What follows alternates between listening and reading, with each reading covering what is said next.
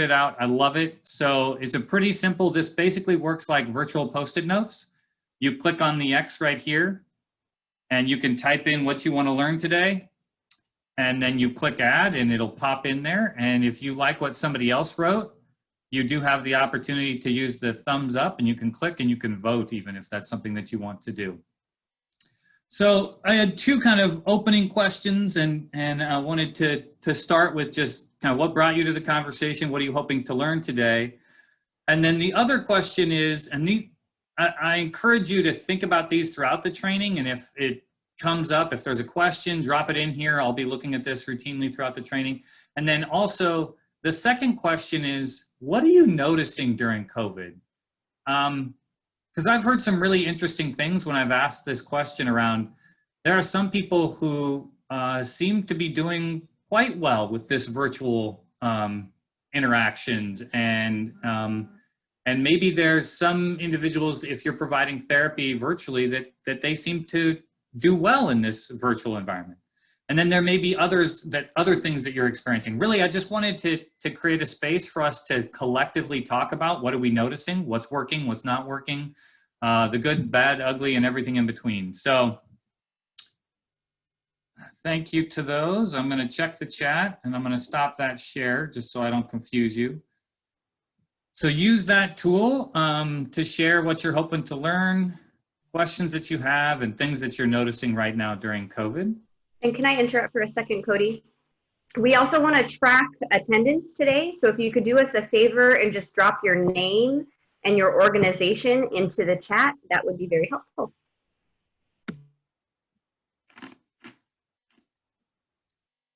All right. So while you are taking the time to drop your questions into that fun retro document, and please don't hesitate to reach out if you have questions, if you're struggling to access it. I'm going to go ahead and get started with our PowerPoint here and dive into the fun because it never seems like we have enough time. So,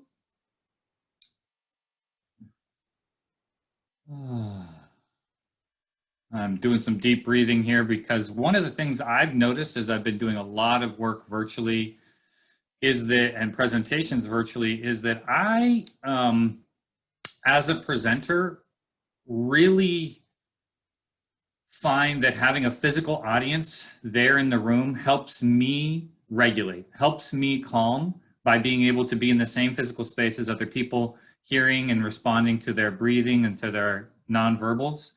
And so when I'm alone in the physical space, as I am right now, and connecting with you virtually, I have to be very explicit and intentional about what I do to help myself stay regulated. So deep breathing, movement, you might see me swaying, but I'll try and keep myself in the picture and in the screen. But I also encourage you to do whatever helps you regulate. So I like to color when I'm in meetings, whatever helps you take care of you.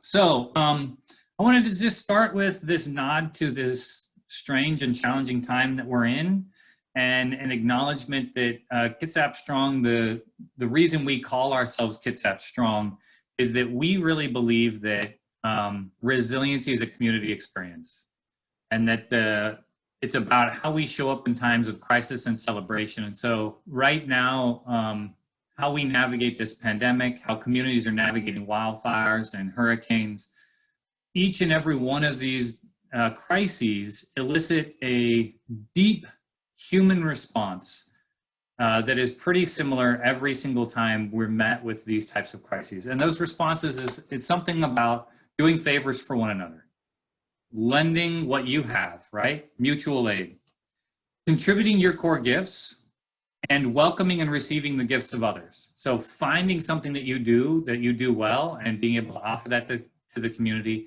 and having a community that accepts and honors what you do well and acknowledges what you do exceptionally. So one of my beliefs is that everybody's exceptional at something, and being in relationship with other humans that help you identify what you're exceptional at and then welcome that as a gift, as something that you can contribute to the community, that helps all of us do better. And then the last thing is connecting people with resources. So I just wanted to start and center with that we are navigating a really challenging time right now, and that resiliency is what we as a community are going to need, and that resiliency is not an individual thing, it's a community thing. So it's something that we do together and that we can continue to build. It's a muscle that we can continue to build together. So just quickly, my kind of philosophy for our time here today is that our time together is a gift. I want to honor it by starting on time, by ending on time, creating a space where we can collaborate, communicate, and have some fun. Take what's helpful and leave the rest. If you've ever heard one of our presentations before, one of my presentations before, today's session will be a lot of review, and I think that that's good. The intention is that we set a kind of shared common ground so that we can dive really deep next week. But that each time we tend to hear this information, we take new information each time. So hopefully you're prepared for that. And some basic group agreements for our conversation. I'm hoping that we can lean into some discomfort today because that's where learning happens. So leave your comfort zone, but I want to do that with creating a space where we hopefully feel a safe space of safety and connection. So humor, respect, openness, these sorts of things. And then just quickly here, I want to set the stage for what you should expect for our conversation. We're going to do a high-level overview about this bundle of science that we call the near sciences. We're going to dive into kind of the expectations, what I want you to be listening for as we're going through this training to make you the best student possible. And then we're going to do a little bit of a deep dive, but most of that deep dive will be reserved for next week. So we're going to kind of touch on the highlights for each one of these bundles of science and end with kind of regulation, resiliency, and trauma-informed. And then next week, we'll dive in deeper. What I want you to be mindful of, one of the kind of expectation settings, one of the things I want you to be mindful of when you're listening, as helpers and healers in our community, we tend to hear this information and think about the humans that we serve.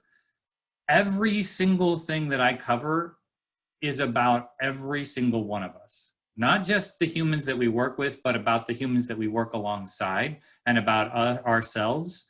So I really want us to acknowledge that trauma-informed care is it's a way of being, and it's a way of interacting with every human that you interact with, regardless of whether you believe that they may have experienced trauma or not. Okay? So we are going to use another one of those fun retros. So hopefully people were able to figure out how to use that. And we are going to dive into a quick little activity that'll hopefully be engaging. And we're going to send you to a small group room for you to have a chance to chat with each other so that you're not just hearing, but you're having a chance to speak as well. So, oh, look at it. Is that the same one that you... I think Marlene and I both posted it in there, but this is the link to what you should open up when you open it up. Is another fun retro, and it has 2 questions. So I'm going to give you 2 minutes right now for individual reflection, and I want you to go ahead and just click your plus and add in your thing. What helped you flourish as a child? When I use the word flourish, what I mean by that is being able to reach your full potential and contribute to our community in a meaningful way. So by my definition of flourishing, all of you in the very roles that you serve in our community are flourishing. Perhaps you don't feel like you flourished as a child, or perhaps you don't feel like you're flourishing right now. And I don't want to put a label on anybody, so you could say, I would have flourished better if. But I want you to identify what are the things, relationships, resources, experiences that helped you grow into the beautiful, amazing human that you are. And then the other column, I want you to reflect on when you're thinking about other people in our community being able to flourish, what are your biggest concerns? So when you look out in our community, what are the things that you're most concerned about that you see happening? So I'm going to stop talking, give you a couple of minutes there to add in your ideas, both what helped you flourish and what you think is getting in the way of other people in our community flourishing. And then we'll go into a small group for a couple of minutes.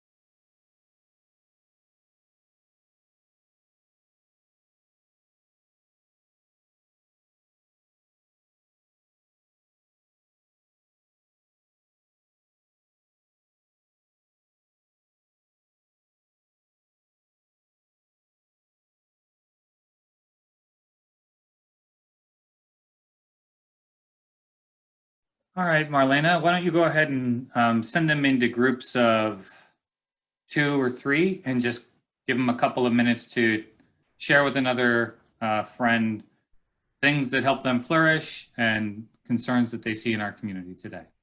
All right, opening the groups now.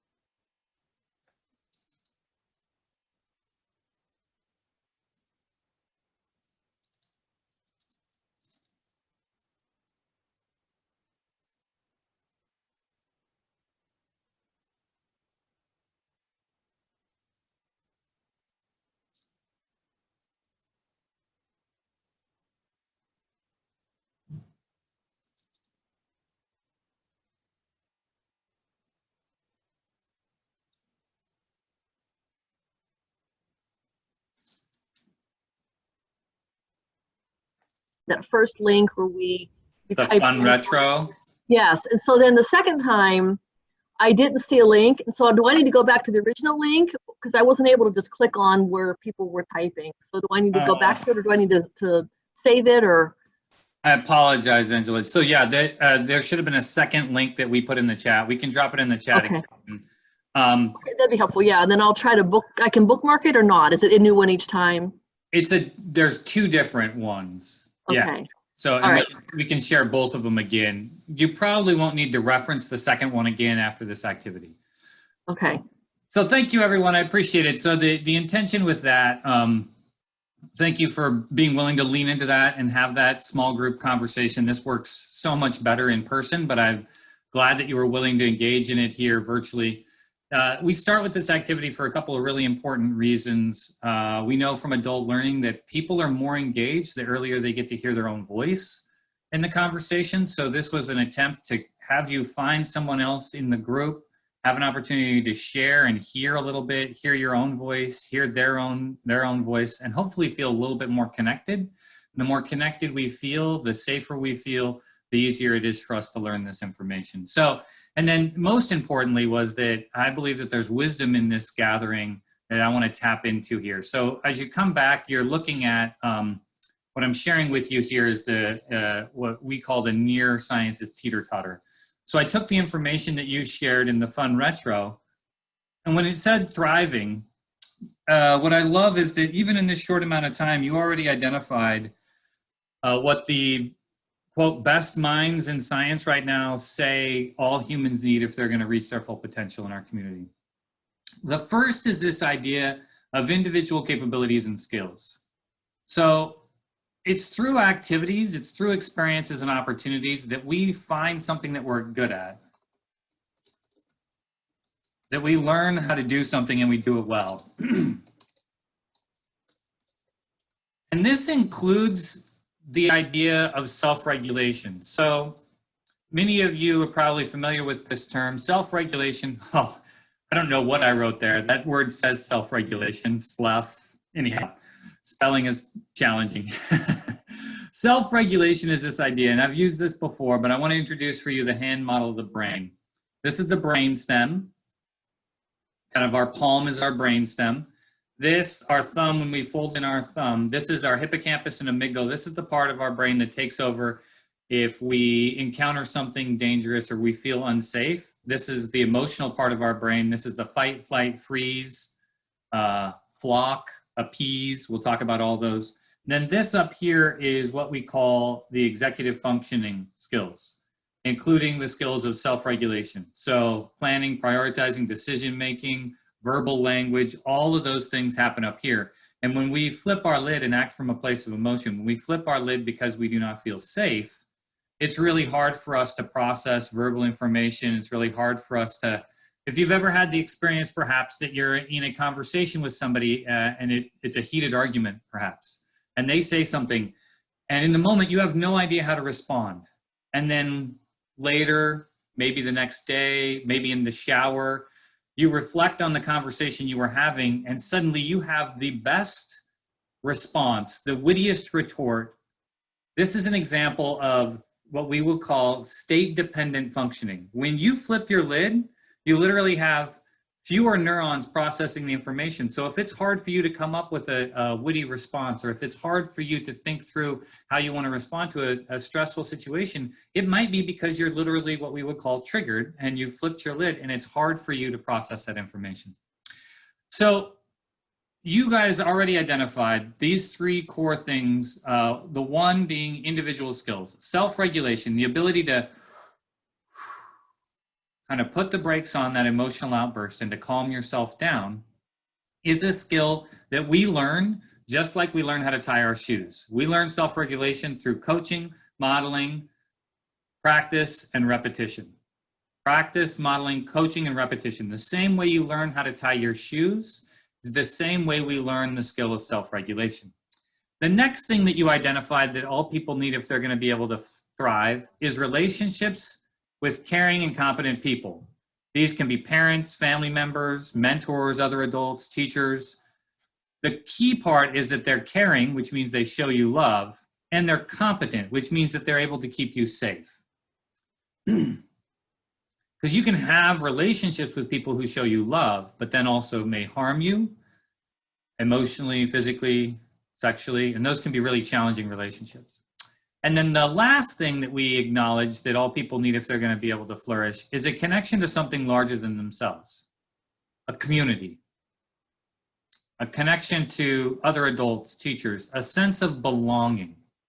And when we have these things, when we have individual capabilities and skills, when we have relationships with caring and competent people, and when we have a sense of belonging, a sense of value, a sense of place, a sense of connection to the larger world, we all do better. We all flourish.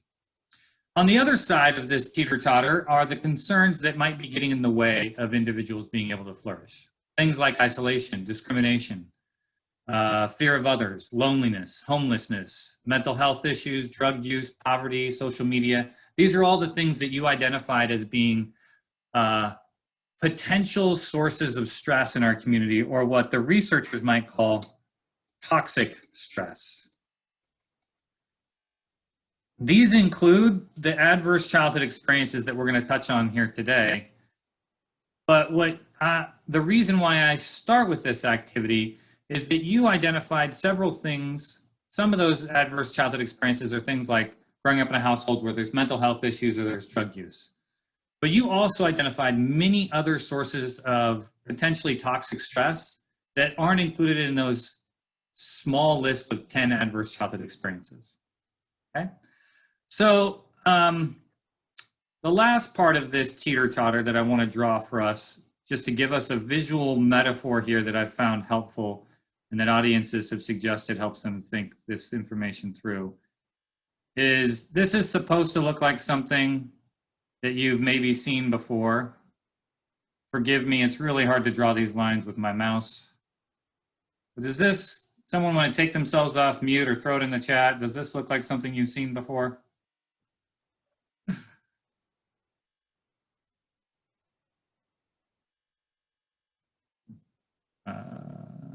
DNA, yes, thank you. I appreciate that you were willing to use your creativity. And then this squishy mass is supposed to be our brain. So when I use the word toxic stress, literally what the researchers are telling us, what the science that we're going to be sharing here today, is that there are some experiences that can get underneath our skin, so to speak, actually impacting the expression of our DNA and our developing brain in such a way that it kind of pushes our fulcrum this direction, making us, meaning that we're going to need more and more of these other experiences to balance us out or to tip us in the direction of positive health outcomes. Similarly, growing up in a household where you have loving parents that keep you safe, when you have mentors and other adults, when you have a sense of belonging, when you have caregivers who build with you your self-regulation skills, your brain and your body adapt to those experiences, actually kind of pushing your fulcrum this direction, making you, quote, more resilient to these other experiences throughout the lifespan. So hopefully graphically that makes sense what I'm trying to draw there. Now I'm going to dive back into this PowerPoint and we're going to keep on moving. Marlena, let me know if a question comes up. Sometimes the chat doesn't let me know very well. So really what I was getting at is this dynamic concept that we call the near sciences. When we use that word, what we literally mean is near. N stands for neuroscience. It's the study of how our brain adapts to our lived experiences. E stands for epigenetics. And that's the expression, it means on top of. It's how the expression of our DNA changes. A stands for adverse childhood experiences, and R stands for these resiliency or protective factors, the things that kind of help balance out our teeter-totter. So just wanted to quickly set some stage here for you to know how to listen to the remainder of this conversation this morning, is that there are two types of challenges that we face. They really exist on a continuum. At one end, there's routine challenges, where there's a process, a procedure, you can be an expert at solving a routine challenge. All you need to know is the recipe, right? So you can become an expert at baking a cake, and if you follow the same steps the same way every single time, you'll get the same result every single time. And this can be a simple thing like the recipe for a cake, or a complex thing like the recipe for getting a rocket to the moon. But ultimately, these are routine challenges. You just need to know enough about the problem, about the math and the science involved, to develop the routine to figure it out. At the other end of the continuum is something much more difficult. It's what we call an adaptive challenge. Now, there's no process, there's no procedure, there's no recipe that you can develop that'll help you solve these problems. These are continuously changing situations. These are experiences of working with children and trying to help them learn. These are experiences of helping somebody on their health journey. This is experiences of working with somebody who is trying to change their relationship with substance use, right? These, when you're working with other humans and you're engaged in their growth and development, you are involved in an adaptive challenge. There is no recipe that you can develop that will help you figure this out. What you need is a group of other people that do the similar sort of challenge as you. So as a parent, what I need is a network of other parents who I can talk to, because adaptive challenges require learning. The continuous changes of these challenges require that you need to constantly be learning. Try something new, gather some basic data, come back together with other people that you have a trusted relationship with that you can learn from and learn together. And the reason why we need to center learning here is that I can't tell you what to do with the science information. What I can hope to do is shift the way that you think about human behavior and the problems that you may be encountering right now, because the way that we think about problems determines the solutions that we seek.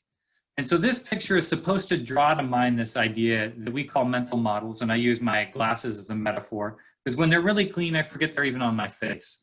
And our mental models are deeply held beliefs, assumptions, and values that influence the way that we see the world, what we pay attention to, what we perceive, and how we perceive it. Our mental models are enculturated into us. And it may be hard to be present and aware of your current mental model. So it's helpful to pay attention to times in which the way we saw the world has really drastically changed. So I'm looking here at, let's say it's the early 1800s, and this is Dr. John Snow. So wave after wave of disease is decimating downtown London. Cholera, tuberculosis. And at the time, the best medical minds said it was miasma, M-I-A-S-M-A. And that was the word that meant dirty air. It meant what you were breathing was toxic to you. This is before we have indoor plumbing, right? And you have thousands of people dying every day, and you don't want to burn their bodies, cremate them, because that adds to the, quote, dirty air. So you have literally dead bodies rotting on the streets of London and rivers of human sewage. So it doesn't smell very good. So it makes sense. Yeah, the air might be killing us. It smells awful here. So, you know, people are fleeing London. people are doing everything they can to keep their families safe. And you know, normally I ask an audience, but it's challenging with chat to get the interaction here. But every time I ask the question, people say, what are you going to do to keep yourself and your family safe if you're growing up in London in the 1800s and all the best medical minds are telling you that the air is killing you? Well, it would probably look a lot like how we're responding to COVID right now, right? Stay indoors when you can. Wear a mask when you have to go outside. Why, right? Limit the disease transmission. Leave London. Leave the area where people are getting sick. So Dr. John Snow starts working with people, and unfortunately the people he's working with, they start to get sick, really sick, and then they die. So he starts his autopsy, and he anticipates finding all the symptoms in the lungs, because if it's the air that's killing us, that's where you'd see the symptoms. But he cuts open pair after pair of healthy lungs. There's nothing wrong with the lungs. He continues on the autopsy, and he finds all the concerns in the stomach. Well, how do things get to our stomach? By eating and drinking. So he starts doing some basic data collection. He starts putting a red X next to the home address of every person that he works with who unfortunately dies. Pretty soon, he's got a whole bunch of red X's around the Broad Street well. He walks over to the well, he looks in the well, and what does he see? He sees sewage, dead bodies, rats, right? It's disgusting. Before Dr. John Snow, we didn't know that water could transmit disease. And I don't have to continue on with this story. All I need to do is tell you that water can transmit disease, and now all of you will rapidly develop brilliant solutions. In fact, we are still, as humans, over several hundred years later, still inventing solutions to make sure that the water is clean so that everybody has clean water to drink. I share this with you because if we're effective over these next 2 sessions at helping to shift your perspective on the world and on human behavior, you're going to start doing things differently from a more trauma-informed perspective long before there's laws and policies and procedures mandating how you work with the clients that you serve or how you support and work alongside the other humans that you work with. So it's all about this bundle of science, and we believe that the bundling together of the science is really what makes it powerful and has the ability to help us start to change our worldview, so to speak. So it's neuroscience, epigenetics, adverse childhood experiences, and resiliency. And all of this boils down to this idea that some experiences influence us more profoundly than others. Some experiences literally kind of get underneath our skin. And if I asked you about your earliest childhood memory, you know, maybe you're 7 and you're starting to learn how to ride a bike. Maybe you're 5 and you had a fun Transformer-themed birthday party. These are cognitive memories. What I need us to acknowledge is that long before we can put words and language to experiences, our bodies are adapting to the environment, continuously adapting to the environment to help us survive a constantly and continuously changing world. So that very first environment that we are learning about and adapting to is our mother's uterus. So from this context, I want us to dive into this conversation. And I like to think of our brain like a garden. So in addition to being the hand model of the brain, think about this as a garden. And so you're not born with a blank slate, so to speak. When you're born, you already have all the neural connections you need in order to survive. You may not be able to process verbal language, right? I have not yet an infant that starts talking, which would probably be super freaky. They don't yet have those neurons to communicate verbally in that way. They do have the neurons to cry. They do have the neurons to coo. They do have the neurons that enable them to regulate their blood pressure, body temperature. All of those regulation things are online early on in their lives. So we are born in an environment, developing and adapting to that environment, and preparing for continuously and constantly adapting to the environment that we're exposed to. So from this context, let's envision 2 very different and distinct life paths. Along the top, you see this little boy named Johnny, and Johnny's exposed to danger. Johnny's growing up in an environment where there is physical and sexual and emotional abuse. There's domestic violence, there's mental health issues, there's substance abuse. Johnny is living in a constant state of kind of chaos, maybe fear, and Johnny is adapting. His brain garden is growing and creating the neural connections he needs to live in an environment where he's constantly inundated with these sorts of experiences. Fight, flight, freeze. He gets really good at assessing for danger and constantly responding to the environment as if it's dangerous and trying to harm him. So, from this context, I invite you to share in the chat, what are some behaviors, characteristics that you may develop if you're growing up in an environment like that? You're growing up in an environment where you're constantly living in fear. What are some behaviors or characteristics that you may start to develop?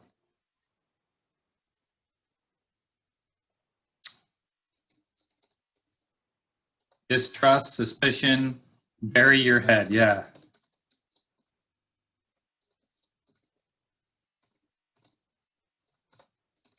Withdraw, aggressive, isolate, disengage, run away. And that can be physically get out of the environment or psychologically run away, check out. Overreacting. Yeah, maybe.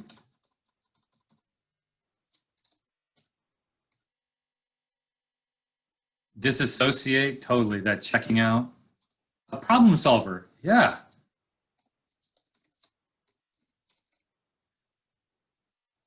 People pleaser.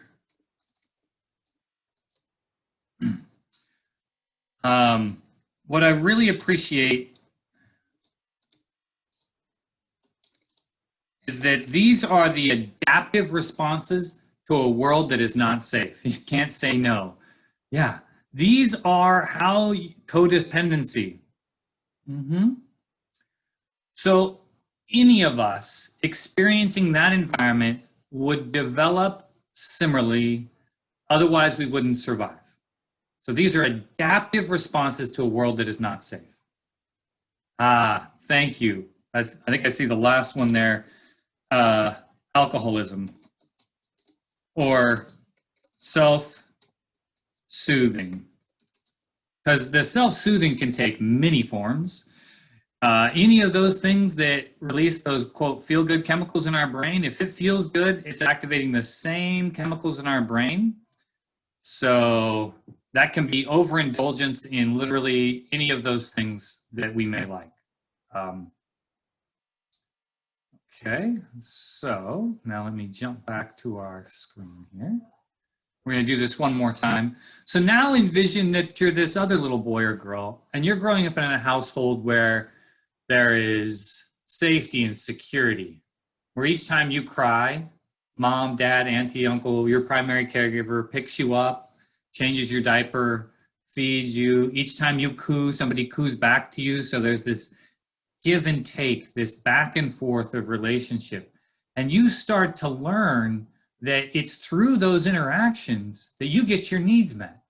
So you learn to focus on other humans, people, process, and possibility. Those are the ways that you adapt because your millions of interactions, those, I did the math once, and if you're breastfed for about 2 years, that's over 8,000 interactions where you'll be held tight to your mother's chest. You'll feel the rhythm of her heartbeat as you're getting fed, right? So when we think about things that are super powerful with regards to their impact on our lives, music is so powerful because we are born into the rhythm of the human body. We are fed through the rhythm of connection with the human body.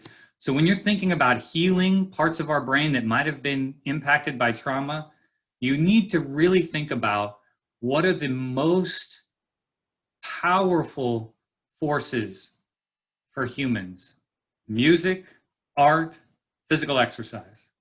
When you're thinking about healing the brain and the regions of the brain that are impacted, those are the things that are super healing to us. So You're this little boy or girl, you're growing up in a household where you're met with love, safety, security. There's this consistent interaction with your caregivers. What are some behaviors or characteristics that you may develop growing up in that household?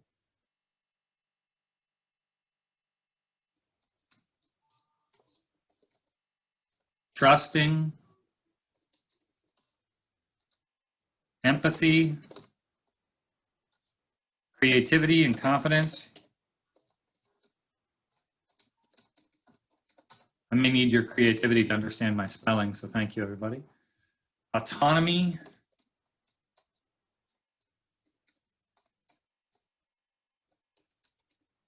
This concept around self-efficacy. Playfulness. This sense of exploration. That concept, and you maybe have heard this circle of security, this idea that you learn that your world is safe and that people will keep you safe. And so you slowly get bigger and bigger in your circle, and you feel more and more confidence going out into the world, knowing that you can come back to someone that will keep you safe, right? And this concept that they call circle of security. Yes, and the last one there, thank you, is this concept around self-regulation. The idea being that we are always learning about regulation, and that is sometimes an uncomfortable thing as a parent when I acknowledge that my kids are watching and they're learning about what I'm doing or not doing when it comes to how I regulate. So because regulation is a learned thing, when I experience stress and the way I respond to stress, that I am modeling for my kids every single time how I respond to stress. And oftentimes the way that we can turn that into a learning experience is to just be explicit with what's happening. You know, daddy's frustrated. Boom, I've just communicated what's going on in my face. I've given them an emotional name for what they see and they're trying to read on my face. And then I say, I'm frustrated. Maybe do you want to listen to some music with me? Now I've connected it to a strategy, a regulation strategy, something that helps me. Or I just need to take a breath. Or I want to go outside and run around. I'm helping make the connections for them that when you feel this way, you can do this thing and it'll help you feel a different way if you want to feel a different way. Okay. So what I really appreciate is that we acknowledge that both of these are adaptive responses to different lived experiences. The adaptation isn't good or bad, it's just what it is. It's the response to the experience. If you want different skills, you need to give people different experiences. So Johnny has learned and developed this fight, flight, or freeze. He is really good at navigating complex situations, especially when there's a stressful situation. Johnny might be exceptionally gifted to enter into a profession as a firefighter, as a first responder, as a working in the armed forces in our community. Because Johnny has developed the skill set that he's going to need to flourish in that environment where there's lots of chaos, lots of danger, lots of uncertainty. Now you're this little boy or little girl and you're navigating that bottom life path and you've adapted just the way you should to your lived experiences and you want to be a firefighter or you want to join the military. How do we prepare you for that? Well, we send you to boot camp. We send you to the firefighter training program.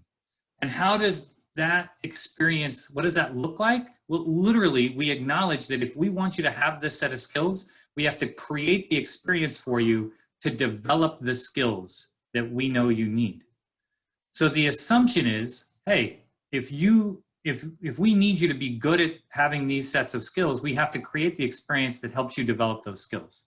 So how does boot camp work? Well, I think it works in firefighter training program, as you can see here. I think the reason why this works is you see the training officer standing behind this individual. They have all of the gear on, so they're modeling how to do it. That individual who's learning has all the gear on. They're practicing it. That training officer is actually coaching them in the moment. Do this, don't do that, right? Practice, modeling, coaching, and then they do it over and over and over and over and over again. Repetition. Practice, modeling, coaching, and repetition. That is how we learn all of the complex skills that we learn. So my question kind of for us as a society is, where is the boot camp for Johnny, who's adapted just as he should to the experiences he's had? Where is the boot camp for Johnny to learn about people, process, and possibility? How and where are we creating the intentional experiences for Johnny to learn those skills? I can't get my chat to open up.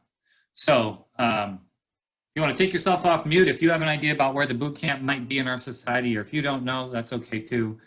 I think this is where our schools are moving towards when they talk about social emotional learning. So if you're a parent or a grandparent in our school system right now, you should be asking about social emotional learning curriculum, because that's the way our schools are talking about the core skills of people, process, and possibility. My mom is a teacher of 30 years, and I'll tell you that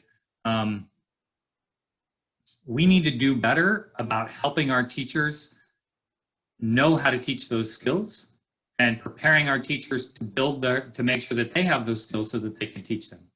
So the challenge is when the way we've adapted collides with the expectations of society. That's when we run into trouble, right? Johnny has adapted well to a dangerous environment, and now he enters into a kindergarten classroom, and maybe his behaviors are really challenging for that social situation. He's not going to ask for the crayons, he's going to take them. He may bite, he may hit to get what he wants.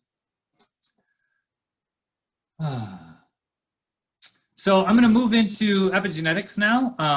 This is a huge bundle of science information that we're going to distill down really small. So looking at the screen here, in the top left of your corner is the human chromosome. This is a massive molecule. It's over 26 feet long when it's fully unraveled, and it fits in every single cell of the human body. This is kind of the cookbook for you, right? Massive cookbook. And it's wrapped, in order to fit it into every cell of our body, it's wrapped around all these little kind of like fishing reel things, around these little, they're called histones or proteins. Those little orange things are those proteins or histones. They're kind of like page markers, because the recipe for your skin cell, blood cell, liver cell, eye cell, hair cell, all of those cells, the recipe for you is wrapped up in this molecule. So for a colorful illustration of epigenetics, you need look no further than my beard. And what's going on here is that my beard is changing color. My gene hasn't changed. What I need you to know is that I have already passed on brown hair to my boys. Like, this is great-great-grandma's recipe, and this is what we make, you know, and we're passing on. This is great-grandma's recipe. But what has happened is that my lived experience has influenced the ingredients that my body has to cook with, so to speak. So my body gets the signal, hey, it's time to make a hair cell, and it flips the page to that little histone, but suddenly that protein is missing, or that thing, the ingredients it needs to make the brown hair is missing. And so now it's making white hair or no hair at all. Yay, epigenetics, right? So all kinds of fun. At an individual level, this is infuriating maybe, or frustrating. At a population level, this is really powerful. Next time, I'll tell a story about rats. This time, I'm going to tell you a story about the Holocaust. So during the Holocaust, there are a group of women who got pregnant or got pregnant shortly thereafter. And if you think about it, it's one of the most horrific events imaginable. They're essentially starving to death. There's no food, there's no water. So those infants, at the moment of conception, what they acknowledge is that if they're going to survive, they're growing up in a time of extreme famine. So they're going to have to adapt. And there was an adaptation. There was an adaptation, an epigenetic adaptation influencing their metabolism. So that those infants, the moment that they started to suckle, they packed away every possible calorie they had, knowing that, hey, we're growing up in a time where food is scarce and we need to store it away because it's going to be a long time in between meals. Now, thankfully, the Holocaust ended, and those children had much more abundant access to food throughout the rest of their life because they were no longer experiencing that horrific circumstances. What we now see is we have 3 generations of data. The children, grandchildren, and even great-grandchildren of those same mothers who survived the Holocaust have struggled with alarming rates of obesity and diabetes compared with the general population. In the moment from conception and through childhood, that change to their epigenetics helped them survive. Without it, they likely would not have survived childhood. But over the life course, 60, 70 years, and 3 generations later, that adaptation has led to an increased percentage of them experiencing lifelong health challenges associated with obesity and diabetes. I share this because the African American and Native American populations here in the United States of America, and many other populations as well, experienced extreme deprivation, colonization, and slavery, put whole populations under similar horrific circumstances, which is why when we control for all other factors, we continue to see alarming rates of obesity and diabetes in the African American and Native American populations. I share all of this science with you because my hope is that you start here from a place of the head and the heart connection, and that you start by having a little bit more empathy and understanding for your own health journey. Maybe there's something that your ancestors experienced that's influencing your health right now. Maybe they adapted to something, and they passed that adaptation on to you, and that's influencing your health journey right now. And maybe that's what's going on for the individuals that you work with, right? So I hope that you start with a place of empathy, both for your own lived experience, your neurological adaptation to your life and the experiences that you've had, or the experiences of your ancestors, and then your biological, epigenetic adaptations, because both of those are influencing our health in profound ways. And so these both, when we bundle these together, the neuroscience and the epigenetics together, this is when it really takes hold, is through the ACEs study, and gives us a profound new view on lifelong health and well-being. So the ACEs study was a seminal research study in the early 1990s, over 17,000 individuals. It's the largest study of its kind. It was asking people about their first 18 years of life. So what experiences did you have in the first 18 years of life? And it follows them, it continues to follow them through to the end of their life, tracking them for rates of disease, disability, mental health issues, substance use issues, prescription drug usage. It's a very comprehensive health study. It's been replicated actually over 150 times now across the globe, and every single time it's been replicated, we've seen higher rates of adversity, because every single time it's been replicated, it's been with a more diverse and more inclusive population. That original study population was predominantly white, wealthy, and highly educated. These were individuals in San Diego, California in the early 1990s who had access to one of the best, most expensive healthcare plans imaginable, a preventative healthcare plan, which meant that they had either a high income job, or they were, and so they had a good degree to get them a good job, or they had some wealth from their family that enabled them to have access to this healthcare plan. And so the mental model of the researchers who started this study was people just don't know, so they do things that are bad for their health, and they develop diseases associated with their behaviors, and then they die. So Dr. Anda was working for the Centers for Disease Control, and he helped lead his primary population focus was on smoking cessation. He was working with individuals who were smoking. So, you know, usually in an audience, I'd ask you to raise your hand, but, you know, anybody here ever heard that smoking kills? You know, and everybody's hand goes up. So you ever heard that smoking kills, right? You can thank Dr. Anda. He, for 20 years, worked at the CDC to make sure that every person in the United States of America heard that smoking was dangerous for their health. So, quick show of hands. Do you yourself or somebody in your life smoke cigarettes? You know, do you know somebody who smokes cigarettes? Do you still smoke cigarettes? Right? All the hands go up again, right? So do you think it's possible that they just don't know that smoking is bad for their health? No, right? So what the researchers uncovered, and there's actually another layer here that's been added subsequently. So historical trauma and social context. So what's happened in your environment, what happened to your ancestors, your own adverse childhood experiences influence your neurological development. You guys just talked us through that with the near teeter-totter. You just explained that if you experience some of these experiences, you develop different capabilities.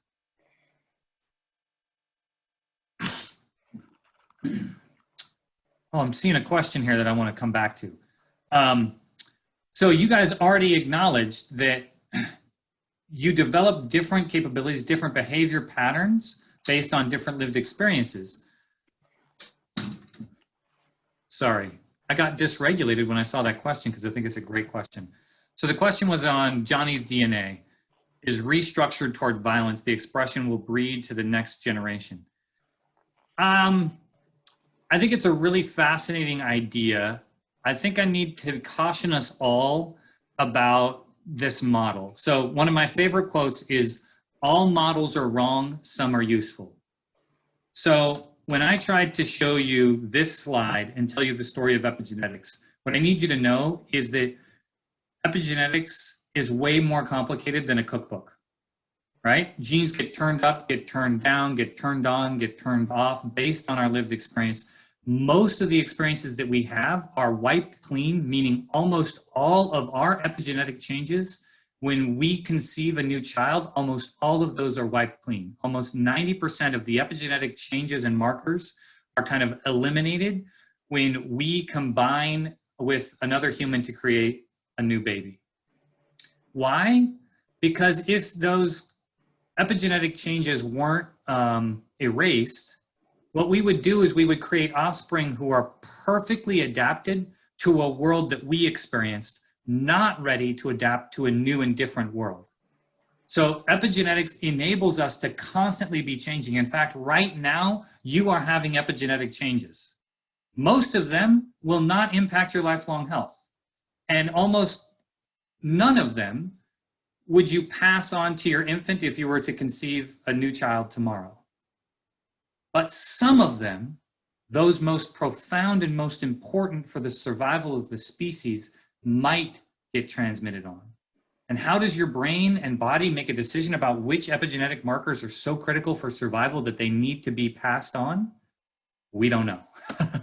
So I apologize there. I just wanted to come back to that question because I thought it was a really good question.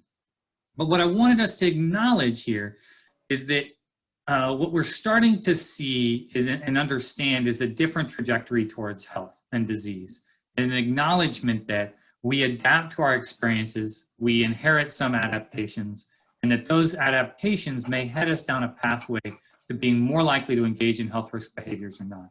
Especially if some of the neurological adaptations are, we've adapted to toxic stress, our body may naturally produce fewer of the, quote, feel-good chemicals in our brain, norepinephrine, serotonin, dopamine.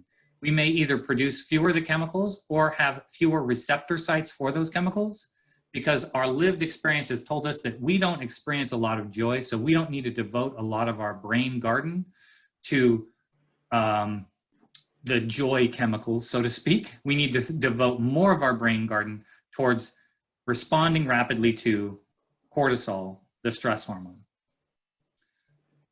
So adverse childhood experiences, these are just 10 of those types of adversities that might be impacting our neurological and physiological epigenetics. Those experiences, again, this is the original study population. Those experiences include household dysfunction. 27% of this white, wealthy, and highly educated population said that they were experiencing substance abuse in their household. 21% said that they grew up in a household where there was sexual abuse. And the researchers couldn't believe this to be true, right? They were like, oh my gosh, somebody would have told us. We're both doctors. So they went back and asked the people, and the people said, no, these are our experiences.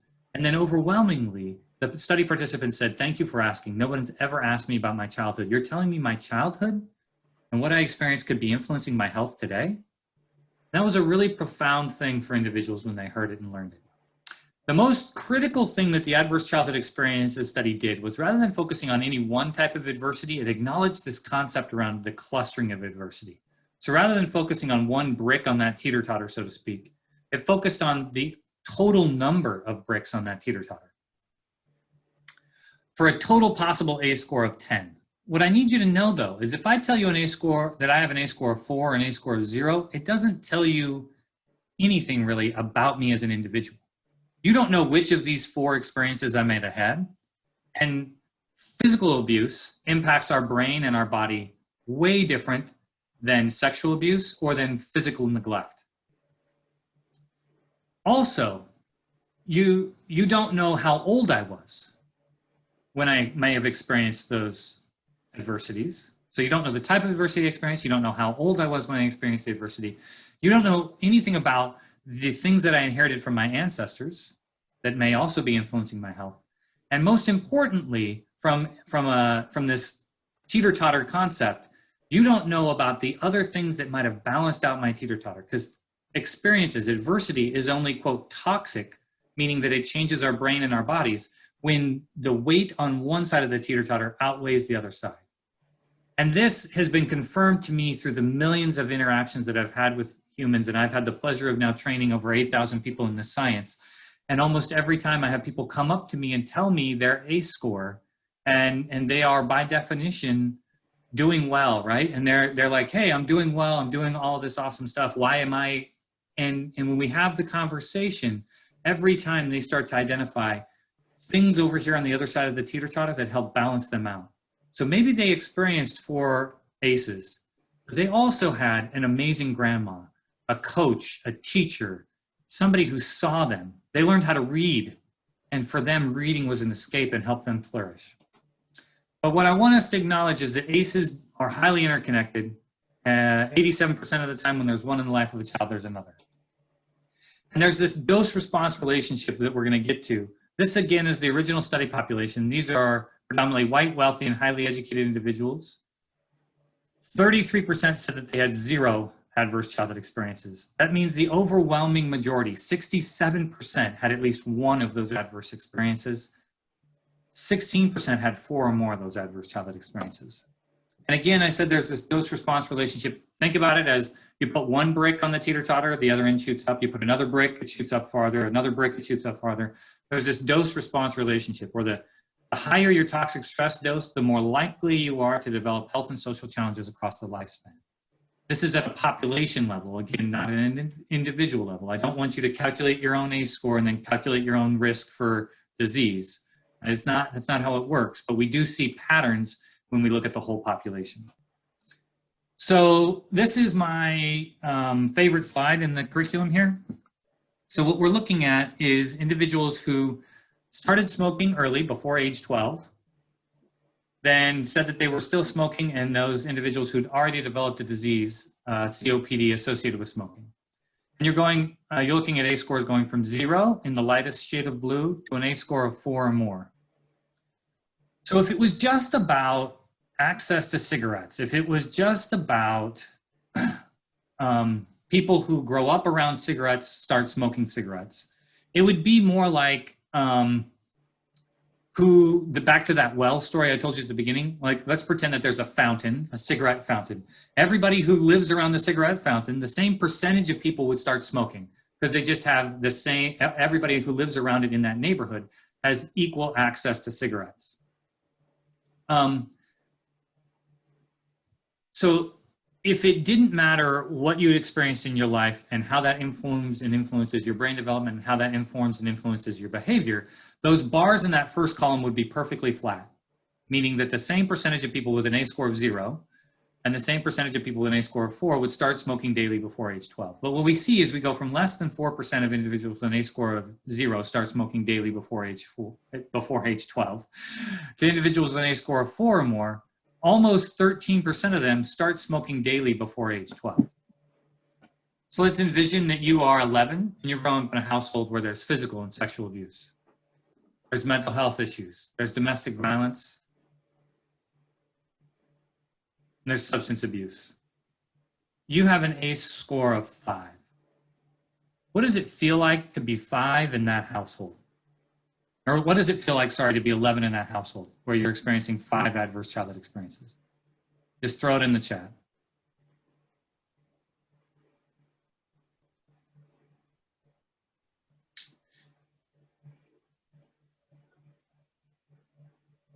Overwhelming, helpless, scary. It's hard, anxiety, crazy and horrible, unsafe and scary. So I told you that was my favorite slide. This is the slide that helped kind of change my thinking about the world. So I was writing in the, I think I paused sharing, sorry. So I was, my partner was driving and I was riding in the car with her. Resume share. And we see 3 teenagers smoking cigarettes on the side of the street. And my gut response, based on my mental model at the time, was, what the blank is wrong with you? Don't you know smoking kills? Then I paused my judgment for a second and I said, I wonder what they've experienced. Sorry, my dog. I wonder what's happened to them. Anybody else dysregulate when that loud noise went off? Guess what? That's an epigenetic response. So we learned that loud roars, the roar of a tiger, a bear, we had to respond rapidly to loud noises, otherwise we would die. So I apologize for my dog barking, but it's illustrative of the type of thing that epigenetically gets passed on, because that was so critical that your offspring needed to know it. They didn't need to experience it themselves, because if that was the only way that they would learn it, they may end up dying instead of having an opportunity to just know loud noises, let's move. So back to what I was saying, we see these teenagers smoking cigarettes on the side of the street, and I paused my judgment and I said, I wonder what they've experienced. And then I started pulling out my phone and I Google searched the neurological impacts of nicotine on the brain. So I was like, wonder what cigarettes do for them. You guys just said you feel anxious, hopeless, scared, depressed. Guess what? Nicotine causes the release of those kind of feel-good chemicals in our brain, resulting in decreased anxiety and depression, improved focus and concentration. In fact, nicotine binds to the pain receptor sites in our brain, so nicotine can temporarily disrupt our body's sensation and experience of pain. Who's ready for a cigarette? I was reading this research and I was 320 pounds at the time and I was working in child welfare.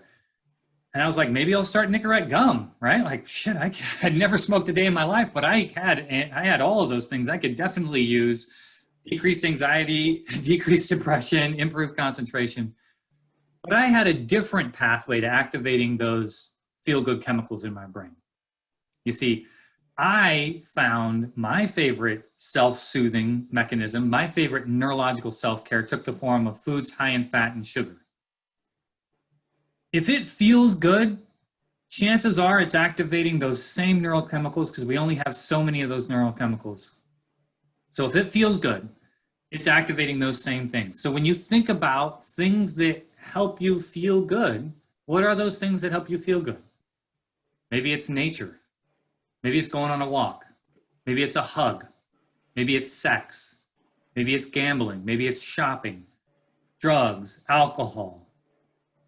All of these are activating the exact same neurochemicals in our brain. And all of these have the potential to become things that we, quote, overindulge in as we seek to self-soothe or maybe numb ourselves to the pain that we've been experiencing. Again, I share this science because I want you to start with yourself and have a little bit more empathy and understanding for your own life journey. So I also want us to acknowledge that ACEs are extremely prevalent in our community. 37% of the individuals in Kitsap County have experienced 3 or more adverse childhood experiences. 62% of people in Washington State have experienced 1 or more adverse childhood experiences. 2 things you need to know about this data. One is that it's captured via telephone. In fact, we're doing our second data collection on adverse childhood experiences in Washington State right now. This is the 3rd and final year that we're capturing the data on this. We do it via telephone, and we're only asking about 8 of the 10 adverse childhood experiences. We're not asking about physical or emotional neglect because we weren't able to get those questions admitted into the survey at the time when we first did it. So if you look at these numbers, and you're now seeing the percentage of individuals in kind of our region who say that they have 3 or more adverse childhood experiences. These are adults between the ages of 18 and 64. And you say, man, that's a lot of adversity. What I want you to know is that this is an underrepresentation, if anything. Because we only asked them about 8 of the 10 adverse childhood experiences, and we asked them over a phone. And people are very unlikely to disclose physical or sexual abuse over a phone. They're much more likely when someone asks, hey, did you experience these things, to say no than they are to falsely report and say yes. So not only do we see these red sections where there's 39 to 51% of that population have 3 or more adverse childhood experiences, but now we look at the whole state and we're looking at the percentage of individuals who said that they have 6 or more of these 10 adverse childhood experiences, or these 8 adverse childhood experiences that we're asking about. 12 to 22% of that area in Bremerton that I serve has 6 or more adverse childhood experiences. Hi, sweetie. Hello? Hello. So we don't have the time right now, but I want you to reflect on this and think about it for next week. Why would we see this community variation, and what does it tell us about our community? That we see clustering of adversity in some areas.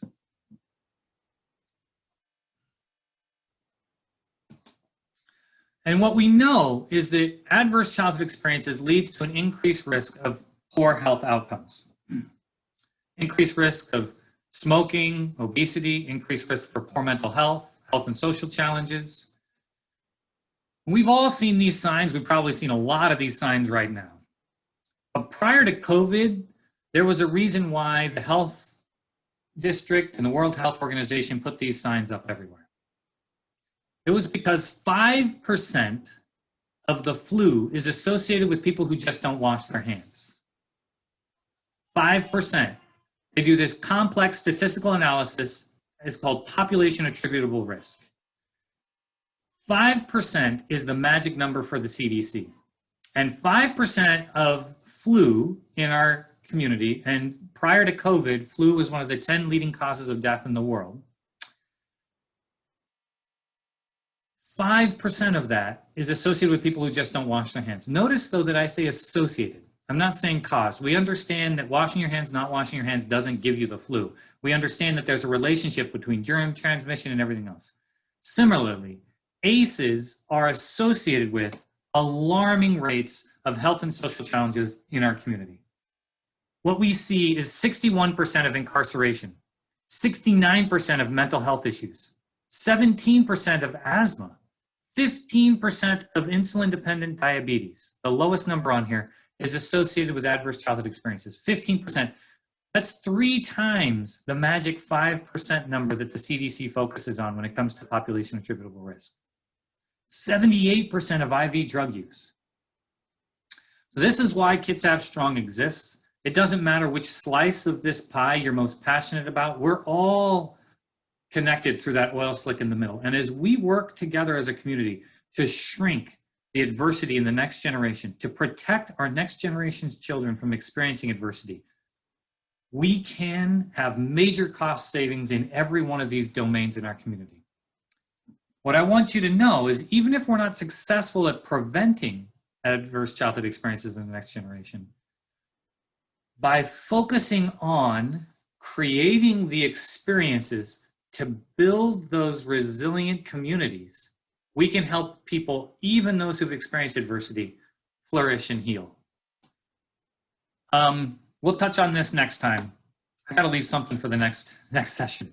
So what I wanted to touch on in the last couple of minutes here, and then I am going to have to leave at 11:30, and Marlena is gonna end the session by showing you guys a video, having you do some small group reflection on the stuff that we've shared thus far, and also introducing you to a really fabulous online free resource through Alberta Family Wellness Initiative.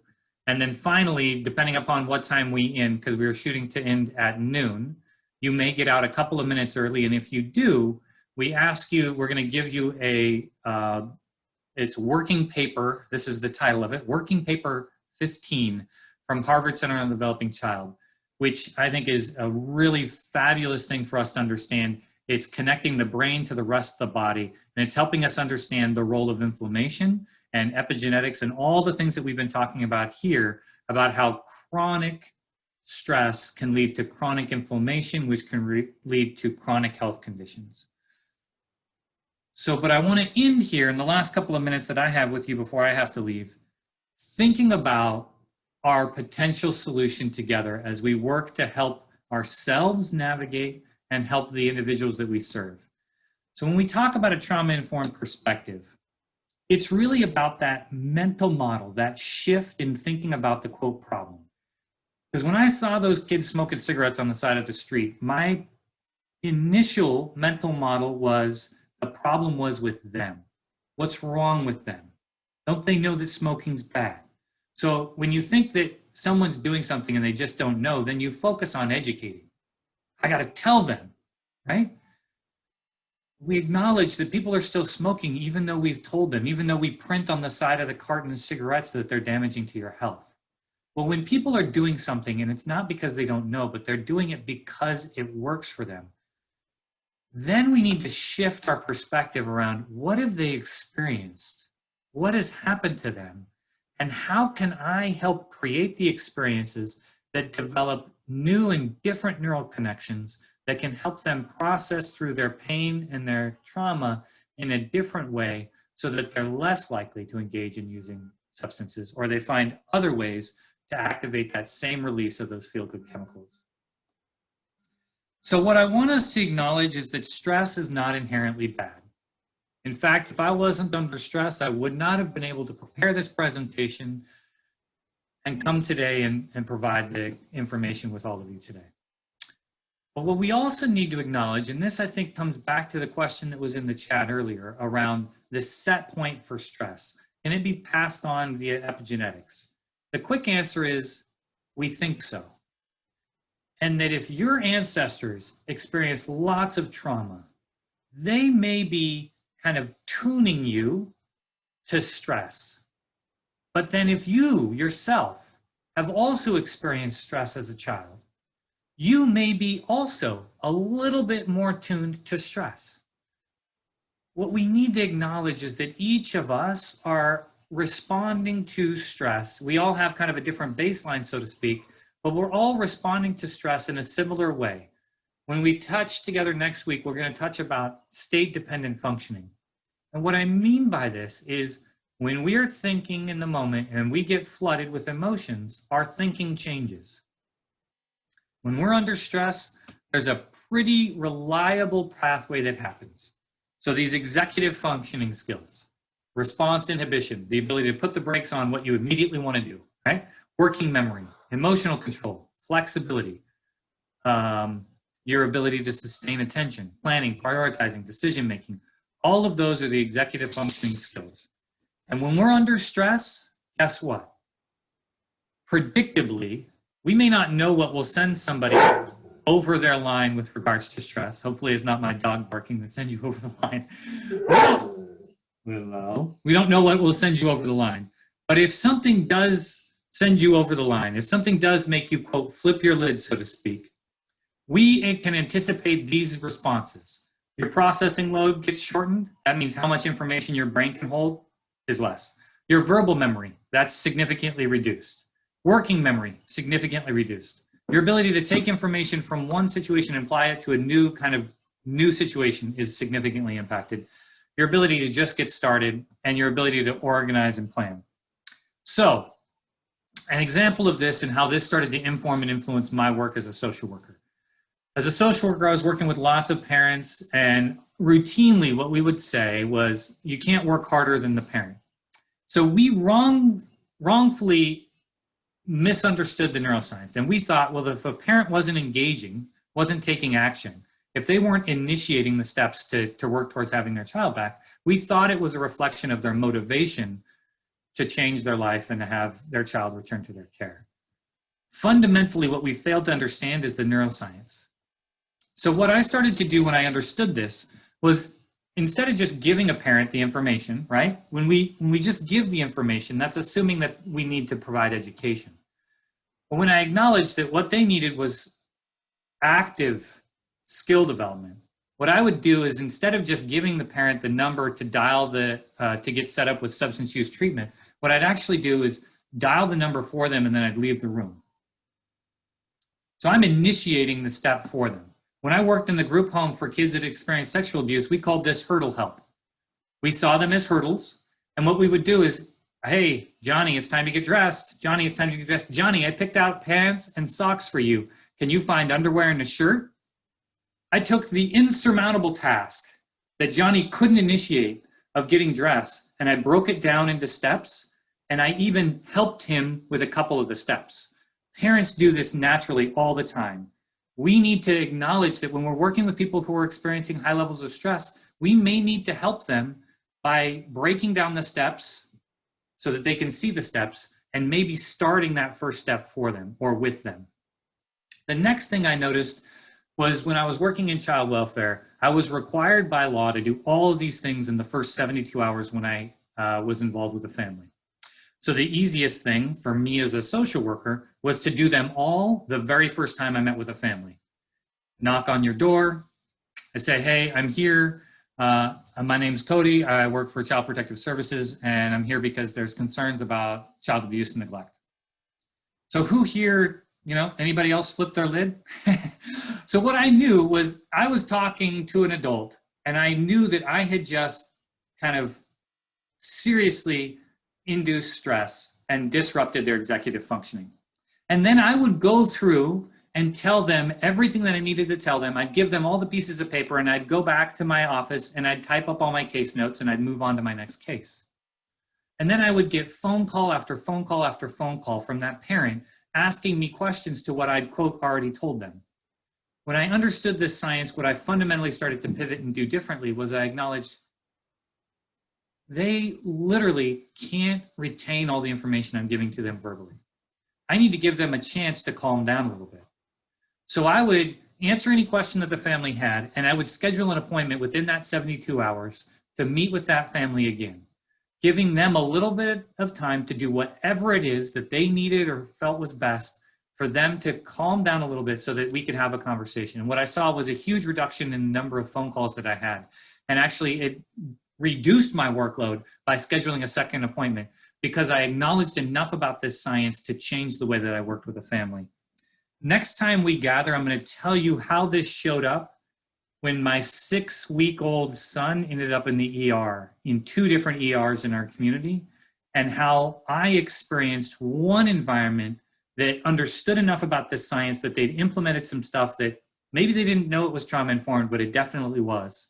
And another ER department that could learn from this science information and implement some basic strategies that fundamentally, profoundly changed the experience my wife and I had when we were there working and trying to get care for our 6-week-old child who's in an ER. When, you guessed it, we were flipping our lids and very, very scared. So all of this, and what we're going to be talking deeper about next time we gather, is about a trauma-informed pathway. It's about realizing the prevalence of trauma, acknowledging that over 60% of us here gathered virtually have experienced one or more of those adverse childhood experiences. 37% of us approximately have had experienced 3 or more. It's about recognizing how all of this affects all of the individuals that we work with, not just the humans that we serve, but the humans that we work alongside. It's about resisting re-traumatization, and it's about doing the 2 things that we have to do during a public health crisis. And adverse childhood experiences prior to COVID, and I still think through COVID, is the #1 health challenge impacting the globe. In fact, there's a relationship between adverse childhood experiences and the underlying health conditions that make the experience of COVID so deadly for individuals who have those underlying health conditions. There's a relationship between adverse childhood experiences, underlying health conditions. So what I want us to know is there's 2 things you have to do. #1, tell everyone. #2, act in your own sphere of influence. So in the last couple of seconds here that I have with us, and then Marlene is going to send you into some small groups to just reflect on, Cody said a lot, what resonated, what questions do I have, that sort of thing. You already touched on resiliency. There's these 3 components of resiliency: individual capabilities and skills, attachment and belonging with caring and competent caregivers, and community, culture, and spirituality. So how do you learn that you're good at something, that you're worthy of love, that you do something and you do it well? How do you develop these individual capabilities, this sense of self-efficacy? How do you learn that you're a shoe tire, right? It's through these repeated experiences and opportunities. So these are two drawings by the same individual, one at age 13 on the left there, and then again at age 17. And this is graphite. So this is a piece of pencil and a piece of paper. I think that drawing, both drawings honestly, are just beautiful.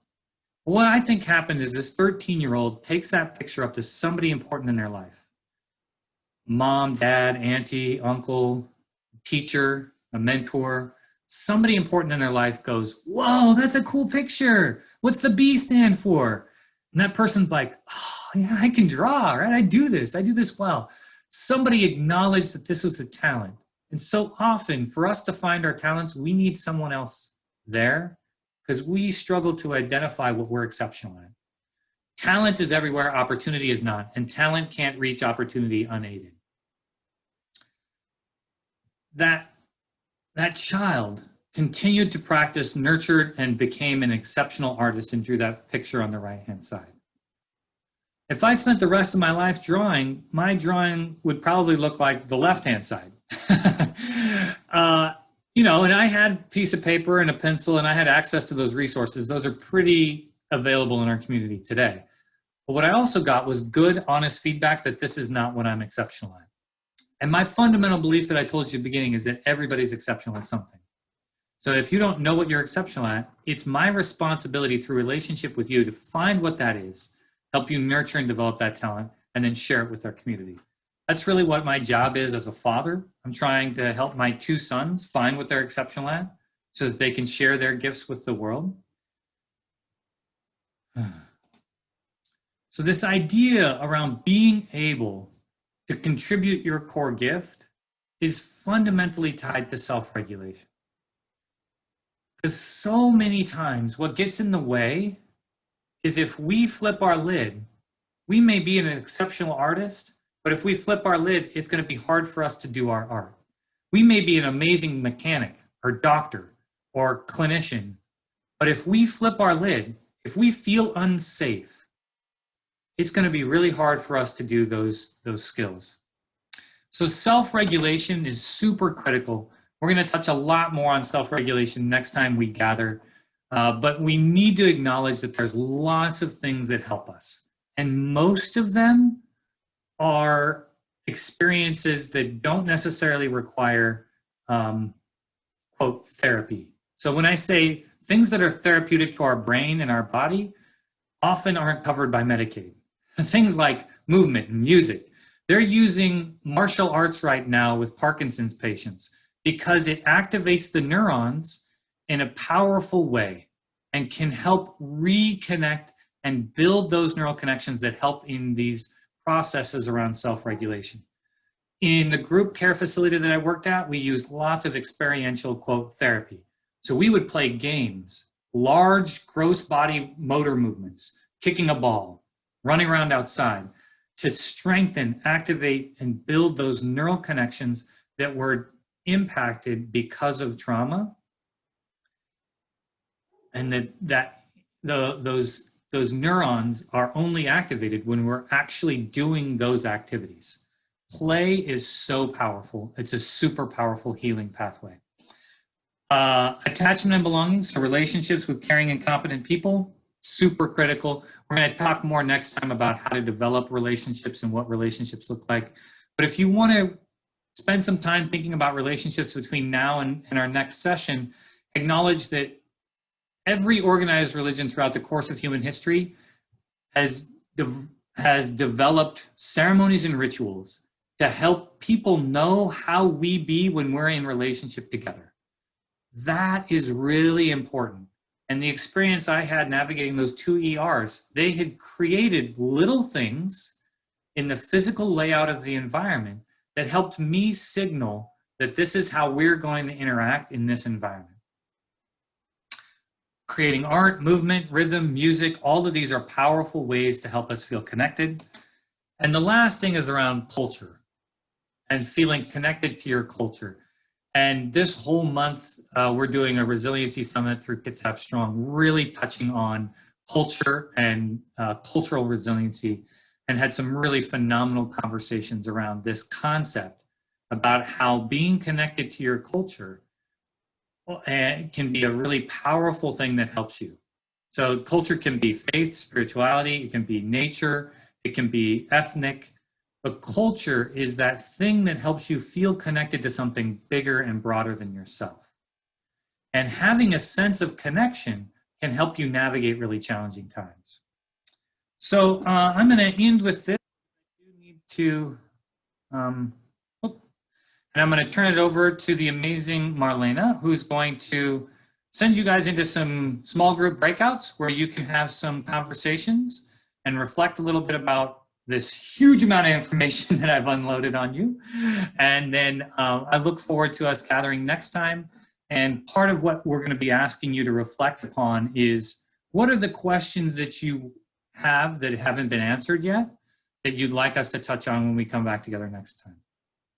So thank you, Marlena. And I apologize. I told the organizers earlier, I have an emergency meeting that I have to head to, but I leave you in the very capable hands of Marlena, and I look forward to connecting with all of you next week. All right, everyone. I am going to open up the breakout session rooms and give you a chance to discuss what you just heard today.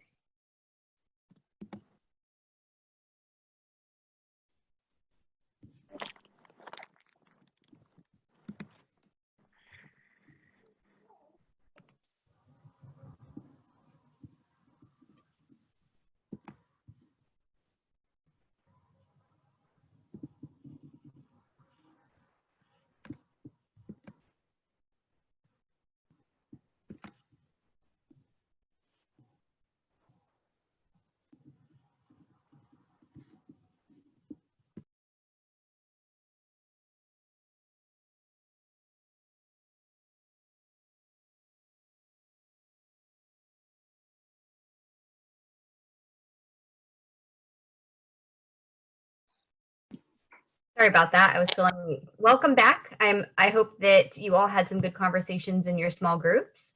I went ahead and dropped the Fun Retro link into the chat again. If anything came up during the sessions, or just that maybe Cody didn't have a chance to cover, then feel free to add that into the Fun Retro. I'm also going to drop my email into the chat in case you wanted to directly email me any questions or anything that you really wanted to dive deeper on or hope that he covers in the next session. So now I am going to play a video for you, and hopefully the sound works out okay. So give me a second here.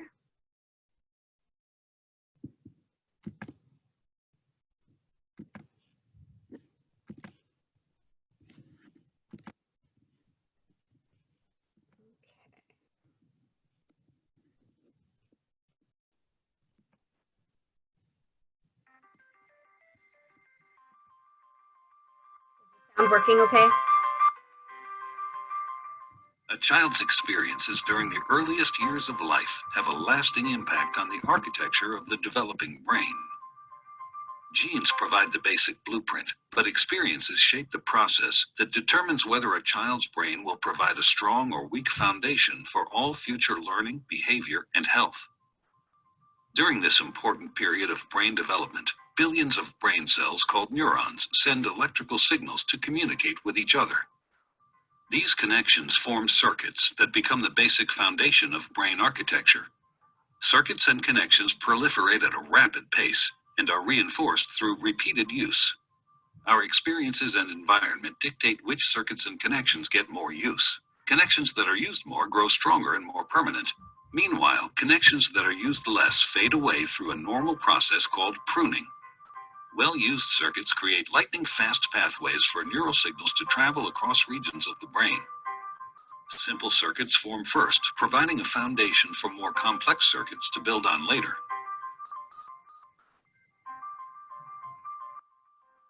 Through this process, neurons form strong circuits and connections for emotions, motor skills, behavioral control, logic, language, and memory during the early critical period of development.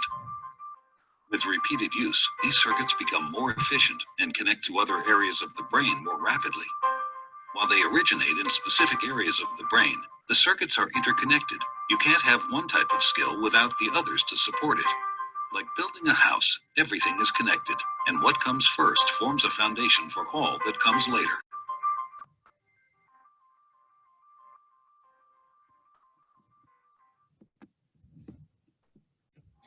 What's going on in the brain when you learn? In order to learn anything, whether it's math, a foreign language, guitar, or how to dribble. All right.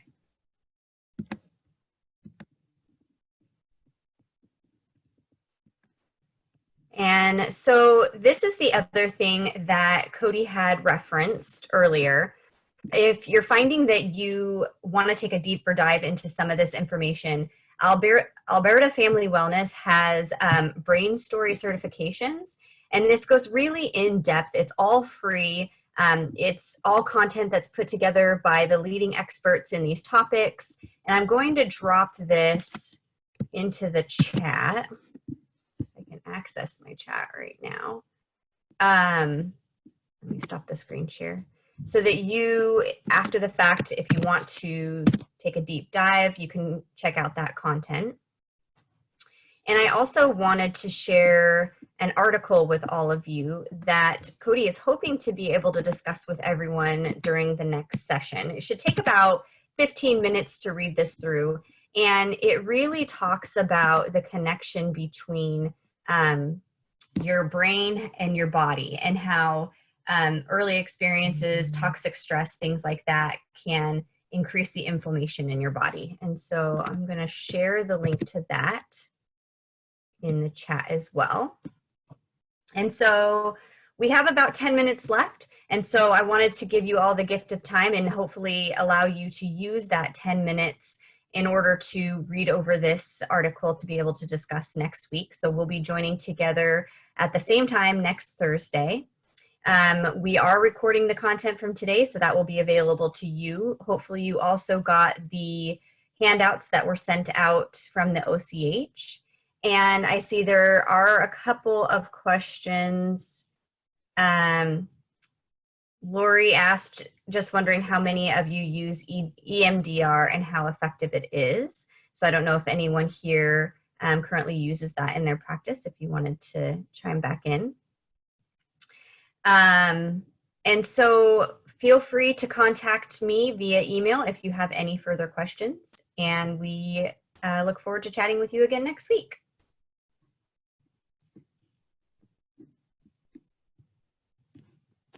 Thank you.